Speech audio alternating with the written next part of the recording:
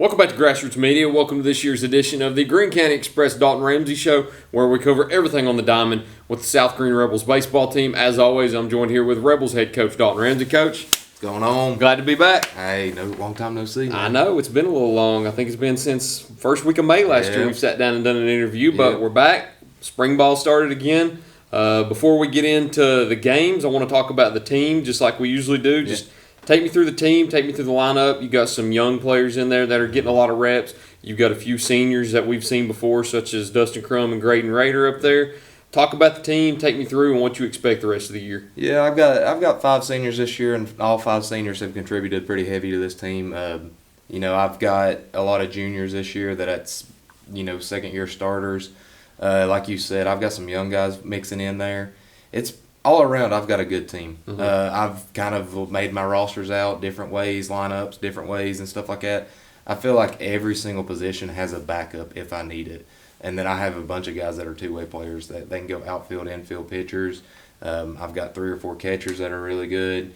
And I have a junior right now that's a third-year starter catcher, and he's doing excellent work. So. And then you've gone, I think, 9 games deep into the season so far at this point. Could have been 10, but of course Mother Nature had different plans yesterday, which always seems to be a reoccurring theme during the spring. But we'll go through the schedule, starting with Johnson County all the way to Hampton. You don't have to go through necessarily every game, but we'll go ahead and go through the schedule real quick. You had 2 wins over Johnson County to start the year off right, which also doubled as conference wins, which were very key, 20-2 and 16-6, both run rule wins. Had to be a great start to the year. Took 3 losses to University High, Cott County, and West Greene following that, and then picked up a big win at West Greene, 12-4 to split that season series. Had 2 non-conference games against Morristown East and Crockett, which resulted in 2 losses, and then picked up a run rule conference win over Hampton last night. It's been an up-and-down season so far, but as we said on the Saturday morning show, you got 4 wins this season, all 4 conference wins. That's the most important thing. Yeah, absolutely. I wish I could say that it's been a better record than what shows on paper, but it's just one of those things that we wait until later in the game to finally wake up and actually play the game of baseball. There's been a couple times I've had to actually yell at the boys, hey, let's get going. Like, if we don't go now, we're never going to get it going. It's crazy how I can turn around sometimes and I look up at the scoreboard and it's already the 5th inning. I will say, last year we didn't have a lot of guys that could hit the ball. This year we have that. And I think that's what's kind of playing into the factor of we've got faster games going on now because of that reason. Conference wins are good. Starting off against Johnson County, I think we were the only 2 teams in our conference that played that week. We just did that because we had already scheduled it, and instead of trying to find games to fill in those holes, we just kept that and just left the middle week open for us. 2 great wins. Johnson County's a team that, they always start off sluggish in the start, but then they're going to pick it up at the very end. We saw that last year. Yeah, it's a team that, once they figure out their groove, figure out their rotation, they do really good. So we got lucky, getting the ball and getting on play and stuff like that, but you look at the scores and stuff like that, it's not going to be the same score at the end of the year with Johnson County. They're a team that's always going to get better. Another thing, against West Greene, we took 1 loss to West Greene. We split with them, and I'll be honest with you, they have a great program. Braden McCamey, man, he's a pitcher.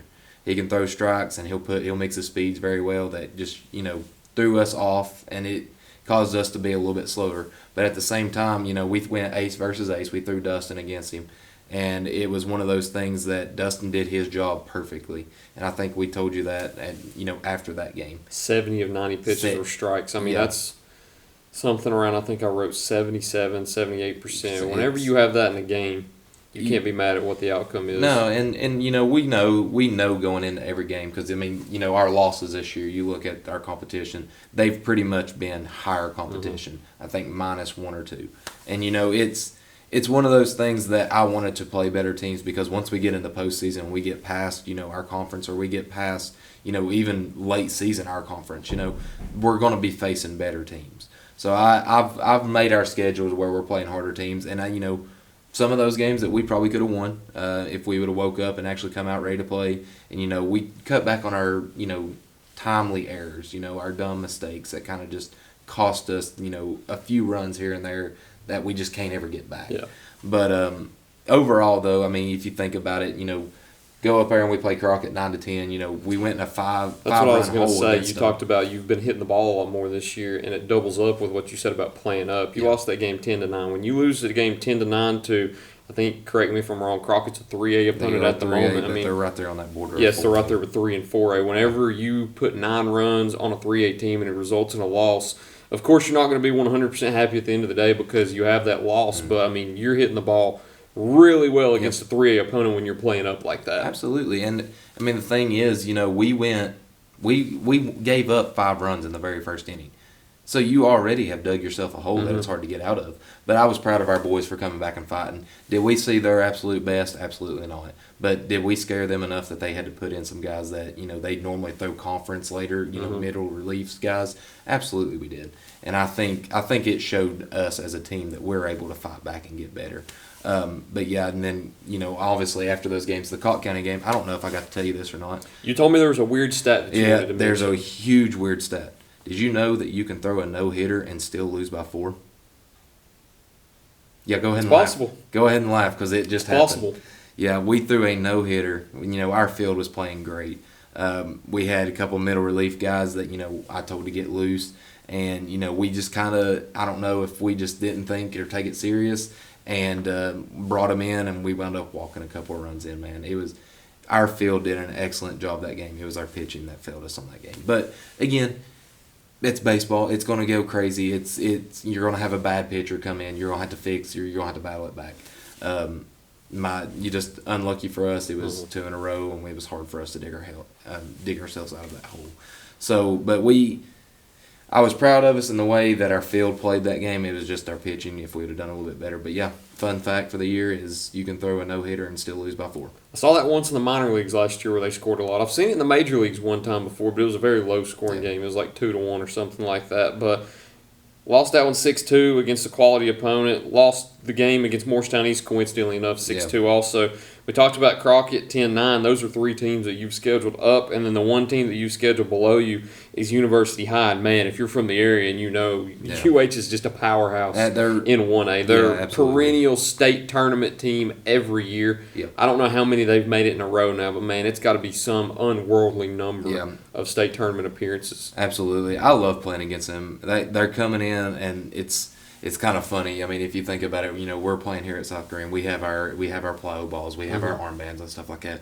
They're coming in here with these fancy water bags, these shoulder tubes, and all this. And you know, it looks like a small college team out there, and they've got great coaching, and it's one of those things that they've got facilities that they can go hit in, and it's different facilities they could play at too. Yes. It's not just playing at Thomas Stadium. It's not just one. Yeah, it's not just one. So again, you know, we played them knowing that they're going to be better competition for us. Could we have come in and played better at the start and it would have been a different outcome of the game? Absolutely, I think so. But again, it was a good quality team, good quality opponent for us so that we can see that level of competition that we're going to have to compete at the end of the season. Also, teams like UH, how lucky are they to have their own ground crew? I'm telling you. If you saw me the other day trying to get this field ready before, I think it was somebody. Oh, it might have been Cosby. I wound up canceling it. But if you would have saw me up there, I had my muck boots on. I'm sitting here in my waders. I mean, I probably could have went swimming in the field. But I'm still up there trying to get it ready. I noticed you had to have worked on it a while because I had your game that day, and I texted you, is the game postponed or is it still on?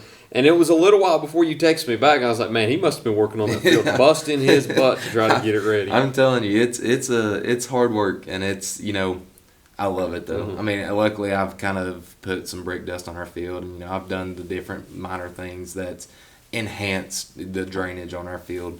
But there's times that I'll go up there and there'll be a pond right there at home plate. So here I go with my shovel, and I'm sitting here trying to dig trenches to get it off, or I'm coming up there with a leaf blower and I'm trying to blow the water off. It's one thing after another. It's always needs fixing. That's the best way to put it. You got to have that extra level of respect for some county coaches like that who double as the head coach and the sole members of the ground crew. Sole member. Sole member of the ground crew. Just one solo member. But at this point in the season, we talked about it 4-5, but you got 4 conference wins, sitting second in the conference right now. Even with 4 wins, it's one of those weird scenarios where you're still second because Chucky Doak has 1 less win, but 1 less loss also. And they have 0. They play West Greene later on today. So by the time this airs later on in the week, who knows, could be a little bit different with them having one loss, so they could still be undefeated at the moment. But at this time that we're recording this, second in the conference right now, which is still a good spot at the moment. Yeah, absolutely. And I mean, it reigns true to the boys that we have on the team this year. I mean, we're a good quality team. I'm good utility across the board. I wished that, we wasn't able to give up that one loss to West Greene, but if I was gonna I wish I could win the lottery too. You know what I mean? That's true. Yeah. So it's baseball. It's gonna go crazy. You never know what's gonna happen in baseball. So again, overall, like I said, I'm proud of our boys the way we're fighting right now. Yes, could we have more wins on our record? Absolutely. But are we still sitting here and competing at high levels? Absolutely. That might be my example this year. Baseball is a weird sport, and it might be the weirdest sport where you can throw a no-hitter and still lose the game. Oh, that's going to be my example all year. Baseball is a weird sport. You can throw a no-hitter and still lose. Absolutely. I mean, it's one of those things that you sit here and it could be raining one day, and you get to walk up out of the field and it's clear as day. Everybody's heard this before too. You go into a basketball game down 10 with a minute left. A lot of times you're not going to win that game. Yep. You go into the last inning down 10 runs, you could still win. You could still win because it's not timed. You have 3 outs. So baseball's a weird sport where it's different in so many facets like that. But at the same time, I mean, that's the beauty of it. Absolutely, absolutely. That's one thing I love about baseball. Absolutely. Man. But we'll go ahead and cut into break. We'll preview what's up next for the Rebels here next after we take this short break here on Grassroots Media. Pizza Inn offers contactless buffet to go with JoJo's Family Feast or anything on our menu for carryout. We also honor birthday parties and cater to businesses and large events. We make it easy. Call us today. Pizza Inn Greenville. At Corner Pond, the friendly and knowledgeable staff has the experience necessary to help you out regardless the need. Have an item of value you'd like to pawn or sell? Corner Pond can help.